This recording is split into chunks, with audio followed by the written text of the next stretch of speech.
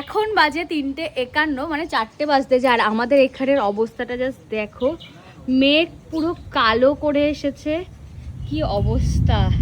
মানে তোমাদের কার কার ওখানে এত জোরে বৃষ্টি হবে আর মেঘ আসবে, মানে হচ্ছে বা হবে হবে ভাব, অবশ্যই কিন্তু জানিও। আর আমাদের এখানে জম বৃষ্টি আসবে। আর এই বৃষ্টির মধ্যে ওই যে বাইক ঠিক করে, এই বৃষ্টির মধ্যে না বাইক ঠিক করতে গেছে এরা। আমি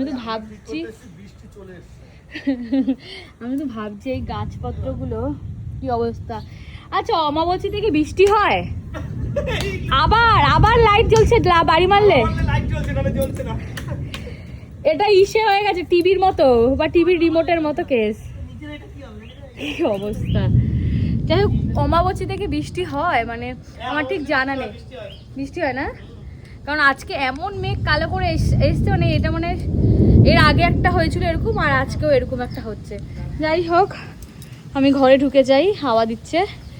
আমরা যে বাইরেও বেরোয়নি, মাটিতে যদি ব্যথা লাগে তাই বাবা বলছি তো আমি বাইরে বেরো, মানে বেরোতে চাইছি না দরকার ছাড়া।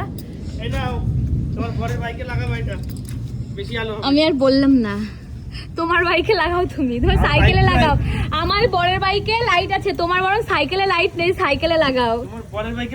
তুমি তো আর সাইকেল কিনবা না, মানে বাইক কিনবা না, তার থেকে সাইকেলেই তুমি এটা লাগাও। তো আর সাইকেলেই দরকার হয়। ক্যামেরাটা বন্ধ করে, অনেক বন্ধ থাকলে অনেক কিছু বলতাম, নাহলে আমি আর কিছু বললাম না তোমার। যাই হোক, বৃষ্টি আসলে বৃষ্টি ফিরে নেবো, স্নান খাওয়া সব হয়ে গেছে।